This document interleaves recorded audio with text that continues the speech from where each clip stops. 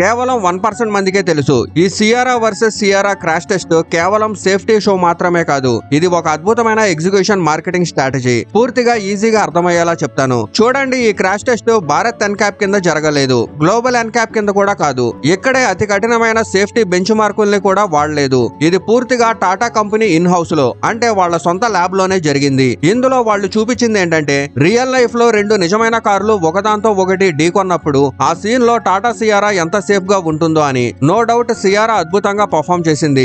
ఢీకొన్న తర్వాత కూడా డోర్స్ ఈజీగానే ఓపెన్ అయ్యాయి. కానీ టాటా ఈ ఫుటేజెస్ ను ఎలా వాడిందో చూడండి. యూట్యూబ్ లో ఇప్పటికే 7 మిలియన్ వ్యూస్ దాటిన ఈ వీడియో వేరే సోషల్ మీడియా ప్లాట్ఫామ్స్ అన్ని చోట్ల వైరల్ అవుతుంది. హ్యారియర్, నెక్సాన్, సఫారీల వల్ల వచ్చిన సేఫ్టీ ఇమేజ్ ను ఇప్పుడు సియారా కూడా అదే లెవెల్లో ప్లేస్ చేస్తున్నారు. అందుకే ప్రజలకు ఈ కారు చాలా బాగా నచ్చుతుంది. ఈ క్రాష్ టెస్ట్ సూపర్ వైరల్ అవుతుంది. ఎందుకంటే ఇండియాలో ఇదే మొదటిసారి రెండు నిజమైన కార్లు ఫ్రంటల్ గా ఢీకొని క్రాష్ టెస్ట్ చేశారు. ప్రజలు దీని గురించి చర్చిస్తున్నారు, లైక్ చేస్తున్నారు, షేర్ చేస్తున్నారు. ఇంకో కంపెనీ కూడా ఇలాంటి వింతైన అదిరిపోయే టెస్టులు చేస్తుంది. కామెంట్ లో చెప్పండి ఏ కంపెనీ అని.